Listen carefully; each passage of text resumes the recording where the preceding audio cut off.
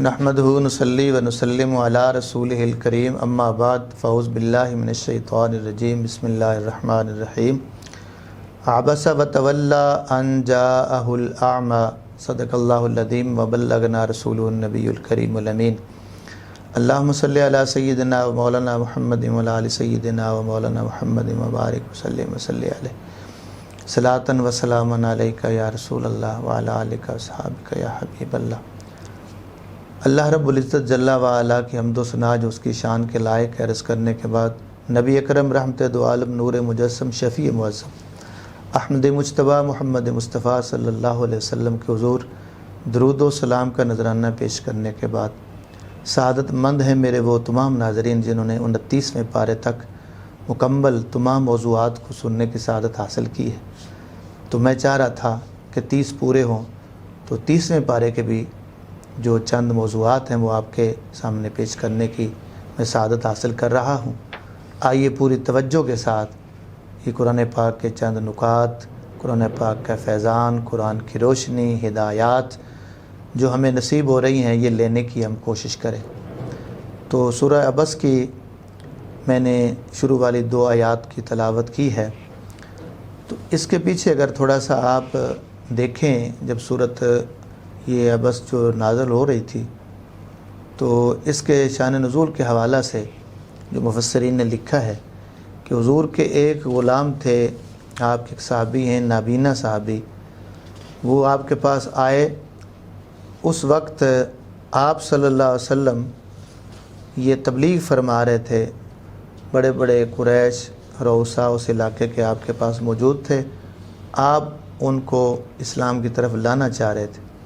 تو اس موقع پر حضرت عبداللہ بن ام مکتوم ایک نابینا صحابی ہیں، وہ آ گئے اور حضور کو آوازیں دینے لگے کہ مجھے تعلیم دیں، مجھے علم سکھائیں۔ تو اب حضور کو ناگوار گزرا کہ میں تبلیغ کر رہا ہوں، درمیان میں انہوں نے آ کے اپنا معاملہ شروع کر دیا۔ تو جب اس صحابی کے اس انداز میں آواز دینے کو سرکار ابھی ایک اس میں غور و فکر کر ہی رہے تھے تو اللہ تعالیٰ نے اس نابینا صحابی کی دلجوئی کے لیے یہ آیات مبارکہ نازل فرمائیں اور حضور کو ان کی طرف متوجہ کرنے کا فرمایا کہ یہ کافر ایمان لاتے ہیں، یہ ٹھیک ہے، نہیں لاتے نہ لائیں، چھوڑو ان کو اپنے آپ پر آپ ان غریبوں کو، اپنے غلاموں کو اگنور نہ کریں۔ تو اب اس کا مطلب بعض اوقات یہ لے لیا جاتا ہے کہ حضور کو نعوذ باللہ ڈانٹ دیا گیا یا سرکار دو عالم صلی اللہ علیہ وسلم کو اللہ تعالیٰ نے یہاں پر آپ پر عتاب فرمایا، استغفر اللہ۔ اس طرح کا جملہ کبھی سوچ کر بھی حضور کے بارے میں نہیں بولنا چاہیے۔ اللہ تعالیٰ کیسے اپنے محبوب صلی اللہ علیہ وسلم کو ڈانٹ سکتا ہے؟ پہلی بات ہے کہ حضور کا تو قصور ہی نہیں ہے، نعوذ باللہ۔ اگر یہاں پر آپ باریکی میں جائیں، حضور تو اپنا فریضہ سر انجام دے رہے ہیں۔ اب چاہیے تو تھا ان صحابی کو کہ وہ اس موقع پر ادب کے تقاضے پورے کرتے۔ حضور کی بارگاہ کے آداب خود رب نے بتائے، تو ان کو ایک نابینا ہونے کی وجہ سے، معذور ہونے کی وجہ سے، یا حضور کا دل میں پیار ہونے کی وجہ سے، ہم تو اسی لیے کہیں گے کہ صحابہ کو جو عظمتیں ملی حضور کی وجہ سے ملی۔ تو اگر ان کی دل جوئی اللہ فرما رہا ہے تو اس لیے کہ حضور کے غلام ہیں۔ جہاں تک بندوں کا تعلق ہے، بندے تو وہ بھی اللہ کے ہیں، جن سے حضور مخاطب ہیں وہ بھی اللہ کے بندے ہیں، یہ بھی اللہ کا بندہ ہے۔ اس کی دل جوئی کیوں کی ہے؟ ان کی کیوں نہیں کی؟ ان کی دل جوئی اس لیے کی جا رہی ہے کہ یہ حضور کے غلام ہیں، حضور کا کلمہ پڑھتے ہیں، حضور کے صحابی۔ اس لیے ہمیں بات کو سیدھی طریقے سے سمجھنا چاہیے، اس کو الٹا رنگ نہیں دینا چاہیے۔ تو اللہ تعالیٰ نے حضور کے اس صحابی کو حضرت عبداللہ بن ام مکتوم کی دلجوئی فرمائی، حوصلہ افزائی فرمائی، اور گویا حضور صلی اللہ علیہ وسلم کو کہہ دیا کہ آپ جانے دیں، ان پر مزید جو ہے آپ ناراضگی نہ فرمائیں، گرفت نہ فرمائیں، چلیں ان کو آپ چھوڑ دیں۔ کفار کو آپ کا کام تھا، آپ کہہ دیا، تبلیغ کر دیے، مانتے ہیں ٹھیک ہے، نہیں بھی مانتے تو اللہ بے نیاز ہے، اسے کوئی پرواہ نہیں ہے۔ آپ اپنے غلاموں کو جو ہے ان کی حوصلہ افزائی فرمائیں اور ان کو پریشان نہیں ہونے دینا۔ سبحان اللہ۔ اللہ تعالیٰ کتنا کرم فرماتا ہے اپنے بندوں پر، اور خصوصاً حضور کے غلاموں کی کتنی حوصلہ افزائی فرماتا ہے۔ اچھا، جس طرح آج اس صورت کو بعض اوقات غلط نظریے سے پڑھا جاتا ہے اور جس کو غلط مطلب لینے کی کوشش کی جاتی ہے، تو یہ صحابہ کے دور میں بھی بعض اوقات ایسا ہو جاتا تھا۔ حضرت علامہ اسماعیل حقی نے اپنی تفسیر میں لکھا ہے کہ حضرت فاروق اعظم کو پتہ چلا کہ ایک امام ہمیشہ نماز میں یہی صورت پڑھتا ہے، اسی صورت کی تلاوت کرتا ہے، تو آپ کو جب پتہ چلا کہ یہ تو جان بوجھ کے یہ صورت پڑھتا ہے اور حضور کی بے ادبی کرنا چاہتا ہے نعوذ باللہ، تو آپ نے اس کا سر قلم کروا دیا۔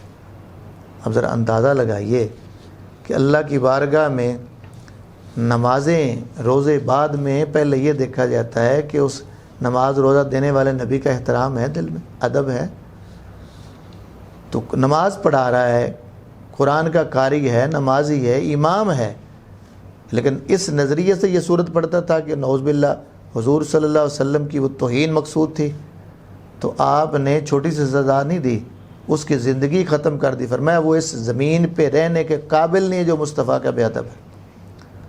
تو ان باتوں میں غور کرنے کی ضرورت ہے۔ تو پیارے مصطفیٰ کا بے ادب ہو، صحابہ کرام اسے معافی نہیں دیتے تھے، نہ چھوڑتے تھے اس طرح سے۔ اس کے بعد سورۃ بروج کو دیکھتے ہیں ہم۔ سورہ بروج کی آیت نمبر 10 میں مومنوں کو تسلی دی گئی ہے اور بتایا گیا کہ یہ جو عارضی مشکلات آ رہی ہیں ان سے پریشان نہیں ہونا، یہ چلی جائیں گے مشکلات۔ تو مومنوں کو تسلی دی کہ ان کے جو ایذا دے رہے ہیں تمہیں، ان سے گھبرایا نہ کریں۔ تو جتنے بھی مسلمان مرد تھے، عورتیں تھیں، ان کو تسلی دی گئی اور حوصلہ افزائی فرمائی گئی اور بتایا گیا کہ یہ لوگ جو تمہیں ایذا دے رہے ہیں اگر یہ توبہ نہیں کریں گے تو پھر ان کی سزا جہنم ہے۔ تو اللہ نے اپنے پیاروں کی، یعنی ماننے والوں کی حوصلہ افزائی فرمائی ہے، تسلی دی ہے۔ اور خواہشات نفسانی پر کنٹرول کرنے کے لیے بتایا گیا ہے صورت میں کہ اس کا طریقہ کیا ہے کہ بھوکے کو کھانا کھلایا جائے، جو قرابت دار ہیں، عزیز و قارب ہیں، یتیم ہیں، ان کی حوصلہ افزائی کی جائے، خدمت کی جائے، اور وہ مسکین جو خاک پہ بیٹھنے والے خاک نشین ہیں ان کو کھانا کھلایا جائے اور ان کے ساتھ حسن سلوک سے پیش آیا جائے۔ اس وجہ سے انسان اپنے خواہشات پہ کنٹرول کر لیتا ہے، خواہشات نفسانی پہ قابو پا لیتا ہے۔ آگے سورۃ انفطار کے اندر آیت نمبر 6 سے 7 8 کی آپ تلاوت کریں، آپ کو اندازہ ہوگا کہ اللہ اپنے بندے کو کس محبت والے انداز میں مخاطب کرتا ہے۔ فرمایا یا ایھا الانسان ما غرک بربک الکریم، سبحان اللہ، اے انسان تجھے کس چیز نے فریب دیا ہے اپنے کرم والے رب سے۔ اے انسان، اے آدمی، تجھے کس شے نے دھوکے میں رکھا ہے اس رب سے جو کرم فرمانے والا ہے، وہ کریم ہے، تو اس سے دور ہے۔ الذی خلقک فسواک فعدلک، اس کی شان کیا ہے؟ اس نے تجھے پیدا کیا، پھر تجھے ٹھیک بنایا، ہموار کیا، فی ای صورت ما شاء رکبک، پھر جس صورت میں چاہا تجھے اس نے ترکیب دے کے بنا دیا۔ سبحان اللہ۔ تو جس رب نے تجھے اتنی عظمتوں کے ساتھ نوازا ہے، تیری تخلیق فرمائی ہے، پھر خوبصورت تمہیں یہ چہرہ دیا ہے، ساری شکل اتنی پیاری دی ہے، تو یہ دیکھو نا، اب انسان کی حیت دیکھیے کہ آنکھیں کہاں پہ ہیں، چہرہ کیسے ہے، اور ہر چیز ایک ایسے جو ہے صحیح جگہ پر فٹ کی اللہ تعالیٰ نے، تو اس کا ذکر ہے۔ تو جس نے تجھے اتنی پیاری صورت دی ہے، اتنی پیاری شکل دی ہے، اتنا پیارا ڈھانچہ دیا ہے، کیا اس رب سے دور ہو رہا ہے؟ تو وہ رب کریم ہے، کرم کرنے والا ہے، اس سے دور نہ بھاگ، اس کا کرم تمہیں بلا رہا ہے۔ سبحان اللہ۔ تو اے انسان، تیرا پروردگار جو کریم ہے اور جس کے انعامات احسانات، اس کا دسترخوان تیرے لیے ہر وقت بچھا ہوا ہے، اس کے قریب آ، اس سے بھاگنا۔ کس شے نے تجھے دھوکے میں دیا کہ تو اس سے دور ہو رہا ہے؟ تو اللہ تعالیٰ نے انسان کی تخلیق کا ذکر کر کے اپنے انعامات کا ذکر کرے، متوجہ کیا کہ انسان اپنے رب کے قریب آ۔ اور پھر اگلی صورت پڑھیے، سورۃ غاشیہ کے اندر اللہ تعالیٰ نے پھر اپنی عظمتوں کا ذکر فرمایا۔ انسان کو تو پیدا کیے ہی، انسان کے لیے اور کتنی نعمتیں اللہ نے پیدا فرمائی۔ فرمایا فلا ینظرون الی الابل کیف خلقت، کیا وہ اونٹ کو نہیں دیکھتے وہ کیسے بنایا گیا ہے؟ اس کی ذرا صورت بھی تو دیکھیے۔ وإلی السماء کیف رفعت، اور آسمان کو دیکھیں کیسے بلند کیا گیا۔ وإلی الجبال کیف نصبت، اور پہاڑوں کو دیکھیں وہ کیسے قائم کیے گئے، وَإِلَى الْأَرْضِ كَيْفَ سُطِحَتْ، اور زمین کو کیسے بچھایا گیا ہے، تو یہ ساری چیزیں وہ دیکھیں۔ تو یہ آیتیں پڑھ کر اب اللہ کی عظمت اور اس کی قدرت اور اس کا مقام ہمارے سامنے بیان کیا جا رہا ہے کہ اس کی تخلیق دیکھیں کہ کیسے کیسے جانور، بڑے بڑے جانور، جسیم الجثہ جانور پیدا فرما کے اس نے، اور یہ انسان کی خدمت کے لیے جتنے جانور بنائے اللہ نے سب انسان کے لیے، زمین انسان کے لیے فرش بنائی، آسمان انسان کے لیے چھت بنایا، جانور اس کی خدمت کے لیے، گوشت کھانے کے لیے، اور اسی طرح سامان لانے لے جانے کے لیے، ان کی اون کو استعمال کرنے کے لیے، کتنے فوائد ہیں۔ تو یہ ساری مخلوقات جو اللہ نے بنائی ہے انسان کے لیے بنائی ہے، اور انسان کو اللہ نے اپنی پہچان کے لیے پیدا فرمایا۔ تو انسان یہ ساری نعمتیں استعمال کر کے تو پھر اپنے رب کو بھول جائے، کیسا ناشکرا انسان ہے۔ پڑھیے ذرا ہسٹری، جو لوگ ان باتوں پہ توجہ دیتے تھے، ایک ایک لمحہ وہ غور و فکر کرتے تھے اور سوچا کرتے تھے کہیں ہم اپنے رب سے دور تو نہیں ہیں۔ سورہ انفطار کی آیت نمبر 13 اور 14 کی روشنی میں پڑھی، ان الابرار لفی نعیم و ان الفجار لفی جہیم، بے شک نیکوکار جنت میں ہوں گے اور جو برے ہیں فجار ہیں وہ دوزخ میں ہوں گے۔ اب یہ آیات جب اللہ کے بندے پڑھا کرتے تھے، حضرت حسن بصری جب اس آیت پہ آتے، حضرت عبداللہ بن مبارک جب یہ آیتیں پڑھتے تو ان لوگوں کی حالت کیا ہوتی تھی؟ پڑھیے ہسٹری، پڑھیے ان لوگوں کے حالات پڑھیے، تو یہ آیتیں پڑھ کے غش کھا کے زمین پہ گر جاتے تھے۔ تو حضرت عبداللہ بن مبارک جب یہ آیتیں پڑھ کے بے ہوش ہو جاتے، جب ہوش میں آتے تو پوچھا جاتا بھی آپ ایسا کیوں کر رہے ہیں؟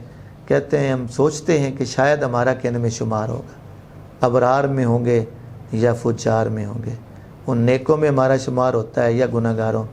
یہ وہ ہستیاں ہیں جن کا ایک ایک لمحہ اللہ کی رضا کے لیے گزرا ہوا، جو نماز تو پابندی سے پڑھتے ہی ہیں، وہ جو ارکان اسلام کے تو پابند تھے ہی، ان کا ایک ایک لمحہ اللہ کی رضا کے لیے گزرتا ہے۔ اٹھنا بیٹھنا جاگنا سونا رضائے الہی کے مطابق ہے، لیکن ڈر خوف کتنا ہے کہ جب ایسی آیات پڑھتے جن میں جہنم کا ذکر آ جاتا، مجرمین کا ذکر آتا، تو ان کی حالت بدل جاتی اور ان کے طبیعت پہ اتنا بوجھ آتا کہ بے ہوش ہو کے گر پڑا کرتے تھے۔ ہم آیتیں بھی سنتے ہیں، واقعات بھی سنتے ہیں، سب کچھ ادھر ایک کان سے سن رہے ہیں دوسرے کان سے نکل جاتا ہے، کچھ خبر ہی نہیں۔ اور اس کے پیچھے جو اصل بات تھی، ہماری کمزوری جو ہوتی جا رہی ہے، وہ ایمان جتنا مضبوط ہوتا ہے انسان کا اتنا پھر بھی یہ چیزیں اس کے اندر پختہ ہوتی ہیں۔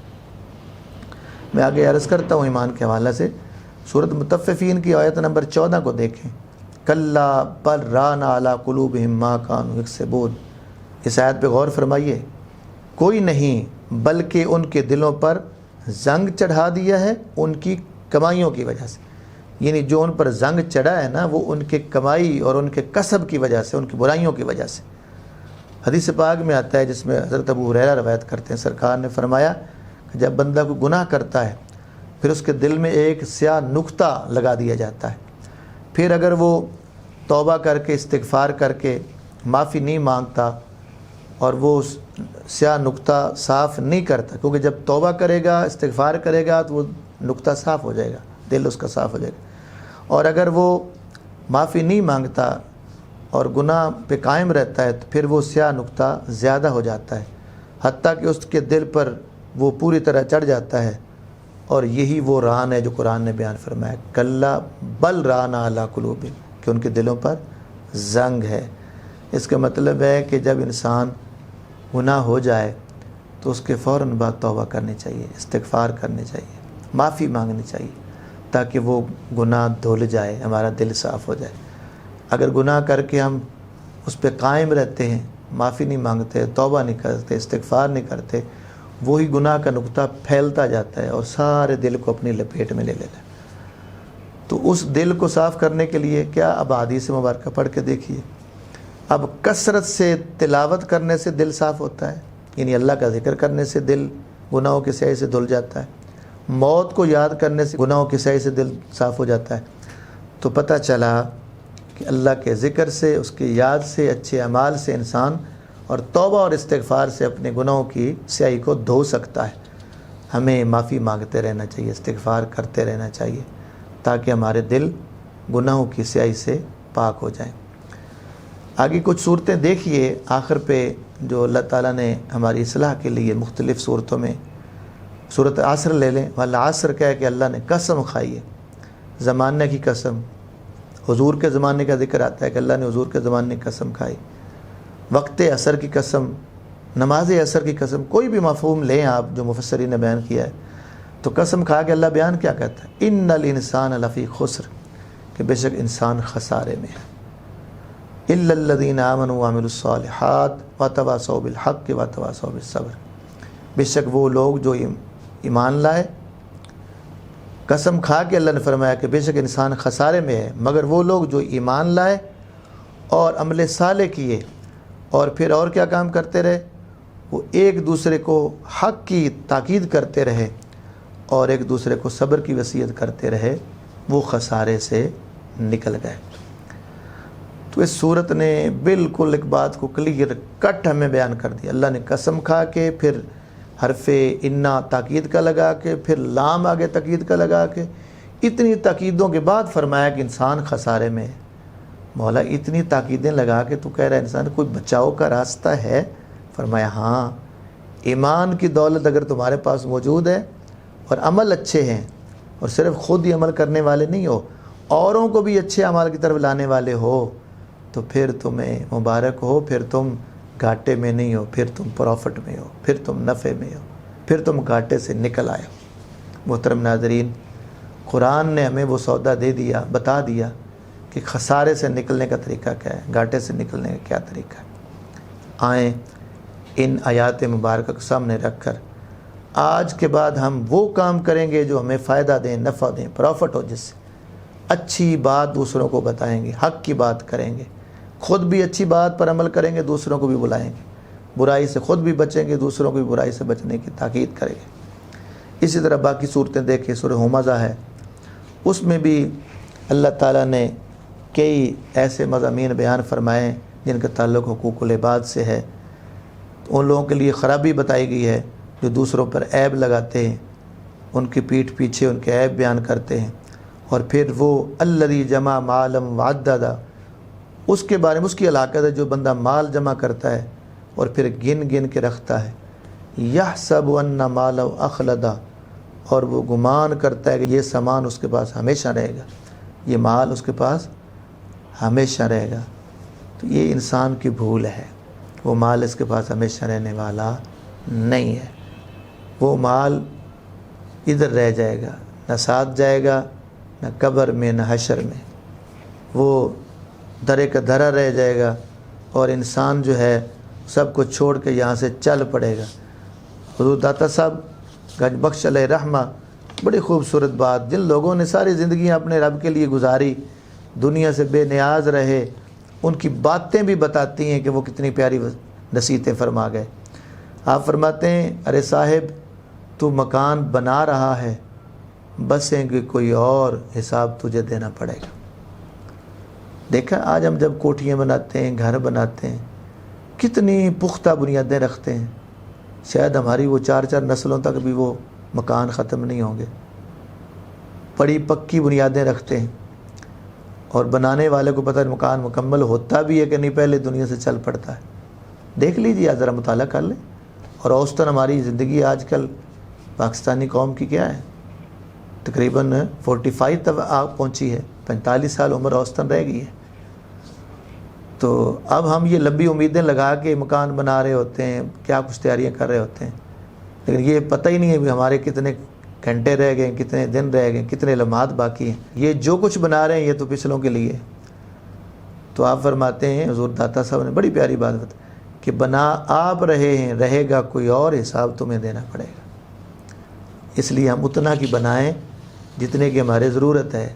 सरकार ने क्या फरमाया, यहाँ पर मुसाफिरों की तरह रहना है। डेरे नहीं लगाते, मुसाफिर आते हैं और चंद रोज़ा ज़िंदगी गुजार के अपना ठिकाना जो है वो आगे के लिए वो तैयारी कर लेते हैं।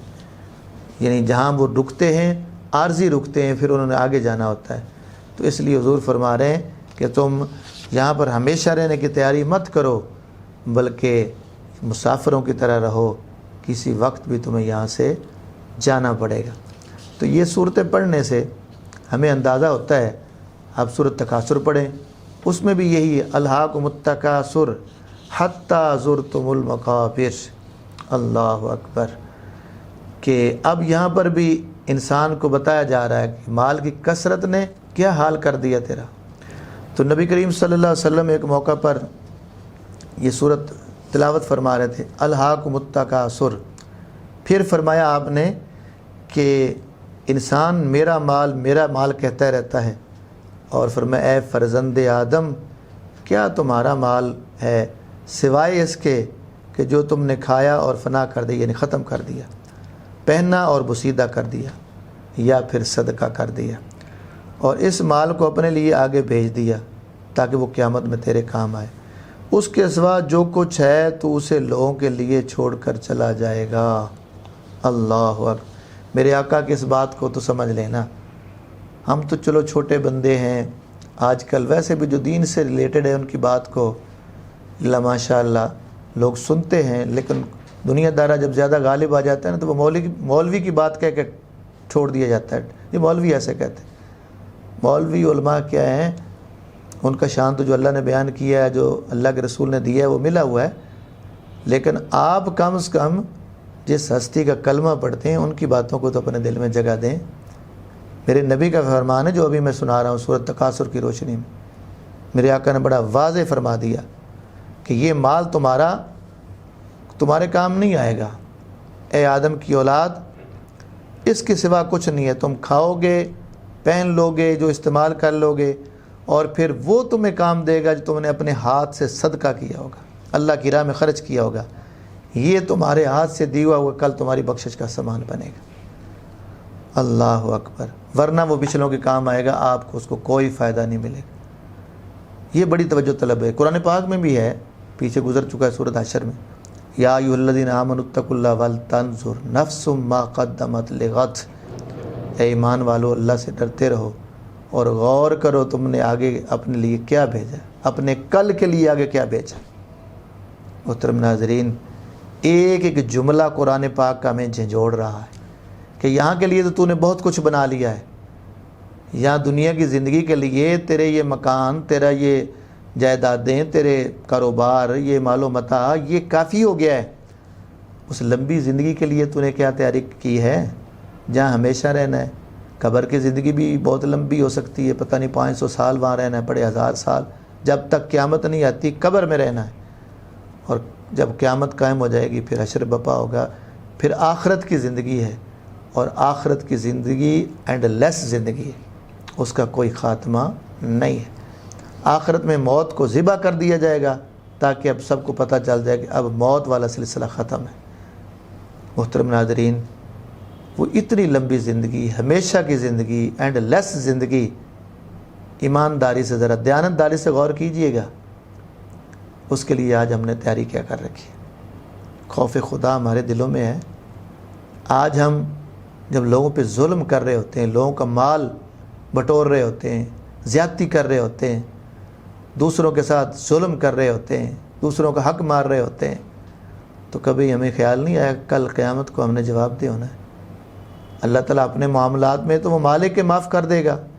کوئی عمل میں کمی رہ گئی ہے تو امید کرتے ہیں کہ وہ رحیم ہے، کریم ہے، مہربانی کرے. لوگوں کا حق کھانے والا، لوگوں کا حق غصب کرنے والا، اپنے مزدور کی مزدوری مارنے والا، ان کا پورا حق نہ دینے والا، ان کے مال پہ ڈاکہ ڈالنے والا، کسی انداز میں بھی دوسرے کا مال اپنی طرف کھینچنے والا، اس کو کل اللہ کے حضور حساب دینا ہوگا. اور جتنا بڑا مالدار ہے اتنا لمبا حساب ہوگا. آج دیکھا ہے، آج ہمارے ملک میں اگرچہ وہ پوری طرح عمل نہیں ہوتا، لیکن پھر بھی کچھ نہ کچھ کھینچا تانی چلتی رہتی ہے کہ جی آج فلاں کو پکڑ لیا، فلاں کا احتساب ہو رہا ہے، اور جو ہے نا فلاں ادارے نے فلاں پہ چھاپہ مارا ہے، اس کو پکڑا ہے، اس کی اتنی دولت تو نے کہاں سے بنائی، کیسے بنائی، اس کا حساب دو، انکم آف سورس بتائیں آپ. تو دیکھیے آج ہمیں یہ طرح طرح سے جب مسائل آتے ہیں، حالات بنتے ہیں، کہیں نیب چھاپے مار رہا ہے، کہیں اور ادارے جو ہیں وہ پوچھ رہے ہیں اس کا دنیا کے یہ اتنا تو نے مال بنایا، کیسے بنایا، کہاں سے بنایا، اپنے سورس بتائیں. تو یہ دنیا میں یہاں اتنا کچھ ہے، تو یہاں تو چلو آپ کوئی 2 نمبری کر کے یا سفارش کروا کے یا اپنے طاقت کے بل بوتے پر اپنے کئی ذرائع سے بڑی مچھلیاں قابو میں کم آتی ہیں، چھوٹے چھوٹے بیچارے تو روز ہی لائنوں میں کھڑے ہوتے ہیں۔ آج کل زیادہ احتساب چھوٹے لوگوں کا ہے، اور میں ان ججز سے بھی ریکویسٹ کروں گا کہ آپ نے بھی قبر میں جانا ہے، آپ ایک قاضی کے عہدے پر بیٹھے ہیں، کل قیامت کو آپ نے بھی اللہ کی بارگاہ میں جواب دے ہونا ہے، اور سب سے مشکل کام ان ججز کے لیے ہے، جتنے وہ غلط فیصلے کریں گے، اپنی خواہشات کو پورا کرنے کے لیے فیصلے کریں گے، کسی کے دباؤ میں آ کے فیصلہ کریں گے، کسی لالچ میں آ کے فیصلہ کریں گے۔ یہ لالچ کیا ہے؟ چند روزہ زندگی میں بھی آپ کے جو گفٹ کی صورت میں آ رہا ہے، کوئی رشوت کہ وہ کسی رنگ میں دے رہا ہے، کوئی کسی رنگ میں، یہ سب کچھ چلا جائے گا، ختم ہو جائے گا۔ کل آپ نے خالی ہاتھ جانا ہے، اور وہ سکندر ذوالقرنین کا، اس اللہ کے محبوب بندے کا وہ عمل آج ہمارے سامنے ہونا چاہیے، ہر جج کے سامنے ہونا چاہیے، ہر قاضی کے سامنے ہونا چاہیے، اور ہر اس افیسر کے سامنے ہونا چاہیے جو فیصلے کر رہا ہوتا ہے، لوگوں کی تقدیریں وہ لکھ رہا ہوتا ہے، اور وہ دوسروں کے بارے میں فیصلے کر رہا ہوتا ہے بلا جھجک، اور ایک بے گناہ کو وہ مجرم قرار دے رہا ہے، اور ایک مجرم کو وہ بری کر رہا ہوتا ہے۔ کل اللہ کی حضور اس کو پیش ہونا ہوگا، اس کٹہرے میں کھڑا ہوگا۔ ایسے تو نہیں عادل بادشاہ کے لیے اتنا بڑا انعام رکھ دیا کہ قیامت والے دن اللہ تعالیٰ اس کو اپنے عرش کا سایہ نصیب فرمائے گا، جب اور کوئی سایہ نہیں ہوگا۔ اس دن اللہ تعالیٰ عادل بادشاہ کو، منصف کو اللہ تعالیٰ اپنے عرش کا سایہ عطا فرمائے گا۔ تو میں بڑے ادب سے ان ججز سے، ان عہدیداران سے، اور ان اتھارٹی والے لوگوں سے بھی یہ گزارش کرنا چاہوں گا کہ آپ نے بھی دنیا سے جانا ہے، ہم نے بھی دنیا سے جانا ہے، ہر کسی نے اس دنیا کو، موت ایک ایسا اٹل فیصلہ ہے، اس کو تو غیر مسلم بھی اس کا انکار نہیں کرتے۔ آخرت کا وہ انکار کرتے ہوں گے کہ وہاں اجر کے بارے میں، ثواب کے بارے میں کیا ہوگا، ان میں تو غیر مسلموں کا اختلاف ہو، لیکن موت کا کوئی انکار نہیں کرتا۔ تو جب ہمارا یہ ایمان ہے آخرت پر، اور ایمان کی جو صفات ہے اٹھا کے دیکھیں، مومن کا ایمان مکمل نہیں ہوتا جب تک آخرت پر ایمان نہ ہو۔ تو جب آخرت پر ایمان ہوگا پھر اس کی تیاری نہیں ہوگی، پھر حساب و کتاب پر ایمان نہیں ہوگا۔ میرے پیارے آقا نے، نبی کریم صلی اللہ علیہ وسلم نے حساب کتاب کا نہیں بتایا، قرآن نے نہیں بتایا، عذاب قبر کا ذکر نہیں ہے، حشر کے عذاب کا ذکر نہیں ہے، احتساب کا ذکر نہیں ہے، وہاں پر جو کچھ کمایا، جو لیا، اس کا ذکر۔ سرکار کی حدیث اٹھائیے، چونکہ یہ بڑا اہم ہمارا آخری لیکچر ہے، آخری پارہ جا رہا تھا، اگرچہ ہمیں 30واں روزہ نہ مل سکا، لیکن 30 پارے ہم نے الحمدللہ پورے کیے ہیں، 30واں پارہ ہم سن کر اپنی آخرت سنوار رہے ہیں۔ تو اللہ تعالیٰ نے ہمیں یہ قرآن سننے کے ساتھ بخشی ہے، اس پر عمل بھی کرنا ہے۔ تو میں عرض کر رہا تھا، قیامت کو جو چند سوالات ہونے، ان میں یہ سوال بھی ہونا ہے کہ کمایا کہاں سے، خرچ کہاں پہ خرچ کیا، حلال طریقے سے کمایا تھا یا حرام طریقے سے، اس سوال کا جواب دینا پڑے گا۔ تیاری کر لیجیے آج۔ تو محترم ناظرین، یہ آخری صورتیں ہمیں اس حوالے سے، فکر آخرت کے حوالے سے بہت بڑا ہمیں سبق ملا۔ تو آئیں ان باتوں کو اپنے دلوں میں اتار کر آخرت کی تیاری شروع کریں۔ اس پہ ایک اور میں حدیث عرض کر کے تو پھر سمیٹنے کی طرف جا رہا ہوں۔ نبی کریم صلی اللہ علیہ وسلم کا ارشاد ہے، امام بخاری نے اس کو بیان فرمایا، اگر کسی شخص کے پاس سونے سے بھری ہوئی ایک وادی ہو تو اس کی خواہش یہ ہوگی کہ کاش اس ایک کی بجائے اس کے پاس 2 وادیاں ہوتی سونے کی بھری، اور فرمایا اس کے منہ کو صرف مٹی بھر سکتی ہے، اس کے علاوہ اس کا منہ نہیں بھر سکتا، اور اللہ جس پر چاہتا ہے چشم کرم فرما دیتا ہے، یعنی توبہ کی توفیق دے دیتا ہے۔ تو آئیں اس دنیا کی چاہت سے نکلیے، ضرورت اور چیز ہے، اور اس دنیا کی محبت دل میں اتر جانا اور چیز ہے۔ ہم نے اس دنیا سے اتنی محبت نہیں کرنی کہ اللہ اور اس کے رسول کو پیچھے کر دیں اور دنیا کے مال کو پہلے لے آئیں۔ مجھے امید ہے کہ ان صورتوں کی روشنی میں جو آپ نے سنا ہے فکر آخرت کے حوالے سے، آج کے بعد ہم آخرت کی تیاری کریں گے۔ یہ مال و دولت اتنا کہ لیں گے جتنی ضرورت ہے، اور حلال طریقے سے لیں گے، حرام سے بچیں گے۔ آخر میں ایک چیز میں ضرور عرض کرتا چلوں، ان صورتوں میں غور فرمانے کے بعد آپ کو اندازہ ہوگا کہ اللہ نے اپنے محبوب کی عظمت کس طرح بیان فرمائی۔ سورۃ دہا لے لیں، علم نشرہ لے لیں، سورۃ 3 لے لیں، سورۃ بلد لے لیں، سورۃ عادیات لے لیں، اللہ نے حضور کے صحابہ کا ذکر کس انداز میں فرمایا، والعادیات ضبحا فالموریات قدحا فالمغیرات صبح۔ حضور کے ان غلاموں کی سواریوں کی قسمیں، اور سواریوں پر جن پر وہ سوار ہوتے پھر ان سواریوں کے قدم لگ کے جو ان سے چنگاریاں اڑتی، اللہ ان چنگاریوں کی قسم کھا رہا ہے۔ اور اسی طرح ان غلاموں کی سواریوں کے پاؤں لگنے سے جو مٹی دھول اڑتی، اللہ اس دھول کی قسمیں کھا رہا ہے۔ کیا شان ہے! حضور کا مقام تو بڑا اونچا، حضور کے صحابہ کی عظمتیں بڑی اونچی، ان کی سواریوں کے پاؤں لگنے سے جو دھول اڑتی ہے وہ بھی اللہ کی قسم کی جگہ بنتی ہے، اور وہ بھی ان سواریوں سے پاؤں سے نکلنے والی چنگاریوں کی قسم کا اللہ کھا کے بتا رہا ہے کہ ان کا مقام کیا ہے۔ تو اس لیے حضور کی عظمت کو اپنے دلوں میں جگہ دینا ہے۔ اور آخری بات، یہ آخری صورتوں، 3 صورتوں کے حوالہ سے میں عرض کر دوں کہ صورت قل هو اللہ احد، صورت اخلاص، فلق، ناس، یہ صورتیں ویسے تو پورا قرآن ہی ہمارے لیے شفا ہے، رحمت ہے، لیکن خصوصاً بیماروں کے لیے یہ صورتیں بہت فائدہ دیتی ہیں۔ آج ہماری بہنیں اور ہمارے کچھ لوگ، خصوصاً ان پڑھ طبقہ، ایسے جاہل لوگوں کے پاس، عامل لوگوں کے پاس چلا جاتا ہے جنہیں شاید بسم اللہ بھی صحیح پڑھنی نہیں آتی، طہارت ان کی اپنی بھی ٹھیک نہیں ہوگی، وضو کرنا بھی شاید نہ آتا ہو، اور ہم لوگ ان سے جا کے جو ہے وہ ہماری مائیں بہنیں اور ہمارے کچھ ان پڑھ لوگ، نہ جاننے والے لوگ، ان سے جا کر دم درود کروانے کیا جاتے ہیں، وہ اپنے ایمان بھی ضائع کر کے آ جاتے ہیں بعض اوقات، جادو ٹونا اور طرح طرح کے آج کل عوامل۔ تو بعض اوقات یہ بھی ہوتا ہے کچھ لوگ انکار کرنے پہ وہ قرآن و حدیث کا بھی انکار کر دیتے ہیں۔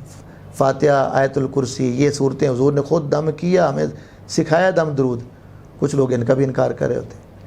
تو ہمیں اعتدال پہ رہنا چاہیے، نہ تو جادو ٹونے کی طرف جائیں، کالا علم ہے، جادو ٹونا ہے، حرام ہے، اللہ اور اس کے رسول نے منع فرمایا، نہ وہ کرنا چاہیے، نہ کرنے والے کے پاس جانا چاہیے۔ اور رہا مسئلہ باقی شفا، تو قرآن پورا اللہ کی رحمت سے، اللہ کے کرم سے ہمارے لیے شفا ہے۔ وَنُنَزِّلُ مِنَ الْقُرْآنِ مَا هُوَ شِفَاءٌ وَرَحْمَةٌ لِّلْمُؤْمِنِينَ۔ اللہ اس قرآن کو شفا کہہ رہے ہیں، مومنوں کے لیے کون ہے اس کا انکار کرے؟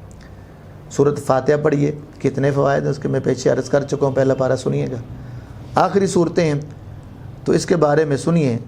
نبی کریم صلی اللہ علیہ وسلم خود جب بستر پہ تشریف لے جاتے تو اپنے دست مبارک کو جمع فرماتے، پھر دم کرتے قل هو اللہ احد، اسی طرح قل اعوذ برب الفلق، قل اعوذ برب الناس پڑھ کر اپنے ہاتھوں پہ اس طرح پھونک مارتے اور پھر پورے جسم پہ پھیر لیا کرتے تھے، اور یہ عمل 3 مرتبہ کرتے تھے حضور صلی اللہ علیہ وسلم۔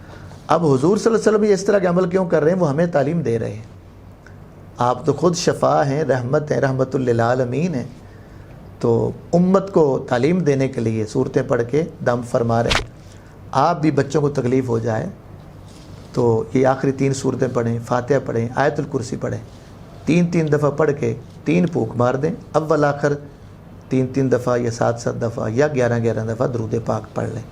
قرآن ہمارے پاس موجود ہے، قرآن شفا بھی ہے، رحمت بھی ہے، ہدایت بھی ہے۔ اس کو اسی طرح آپ یہ 30 پارے آپ کے پاس موجود ہیں، لیاسیہ ٹی وی یوٹیوب پر آپ اس کو بار بار سنیں تاکہ آپ کا ایمان تازہ ہوتا رہے اور فوائد لیتے رہیں۔ اور مختلف میسج پروگرامز اور مختلف تہوار کے حوالے سے کئی ایسے پروگرام آپ پیچھے سن چکے ہیں، ان کو دوبارہ بھی آپ سن سکتے ہیں، رپیٹ کریں، تاکہ اللہ اور اس کے رسول صلی اللہ علیہ وسلم کے ارشادات ہم سنتے رہیں گے تو ہمارے دل جو ہیں وہ ان میں رقت پیدا ہوگی، ہم خوف زدہ رہیں گے، اور پھر اللہ کا پیار آئے گا، اللہ کے رسول کی محبت آئے گی۔ تو میں امید کرتا ہوں کہ میرے ناظرین، تمام بزرگ بھائی بیٹے اور اسی طرح ہماری مائیں بہنیں بیٹیاں جنہوں نے پوری توجہ سے یہ پارے سنے ہیں، وہ کوشش کریں گی ان کو اپنے عمل میں لائیں گے، اور یہ پیارا عید کا دن، یہ خوشیوں والا دن جو ہے، میں عید والے کلپ میں عرض کر چکا ہوں کہ اس کو ہم نے ایسے گزارنا ہے جس طرح اللہ اور اس کے رسول چاہتے ہیں۔ ہم نے خوشیاں بانٹنی ہیں اپنے ہمسائے میں، علاقے میں، رشتہ داروں میں، اوروں کو خوشیوں میں شامل کرنا ہے اور ان باتوں پہ عمل کرنا ہے۔ اللہ تعالی ہمیں اپنی اور اپنے محبوب کی رضا والی زندگی نصیب فرمائے، نفرتوں سے اللہ بچائے، گناہوں سے بچائے، برائیوں سے بچائے، بد اخلاقی سے بچائے، اور خصوصی دعا کریں اللہ ہمارے ملک پاکستان کو، عالم اسلام کو وباؤں سے بچائے اور غیر مسلموں کی سازشوں سے اللہ بچائے، کیونکہ آج طرح طرح کی سازشیں ہمارے خلاف ہو رہی ہیں، اور عالم کفر اکٹھا ہو رہا ہے اور مسلمان بکھر رہے ہیں. اس وقت یہ لمحہ فکریہ ہے اور ہمیں اب اکٹھا ہونے کی ضرورت ہے. علامہ اقبال کا اب یہ شعر ہمیں جھنجھوڑ رہا ہے، یاد کر رہا ہے کہ ایک ہو مسلم حرم کی پاسبانی کے لیے، نیل کے ساحر سے لے کر تاب خاک کاشغر. آج پھر ضرورت ہے کہ ہم اکٹھے ہو کر اپنے شعار کا تحفظ کریں، اپنے ایمانوں کو بچائیں اور مسلمانوں کے حقوق کا تحفظ کریں. اور دعا کیجیے اللہ تعالیٰ کشمیر کو، فلسطین کو، انڈیا کے مسلمانوں کو اپنی حفاظت نصیب فرمائے، برما کے مسلمانوں کو اپنی حفاظت نصیب فرمائے. اللہ آپ کا میرا سب کا حامی و ناصر ہو. بہت شکریہ. اللہ سب کو جزائے خیر دے. السلام علیکم ورحمۃ اللہ وبرکاتہ.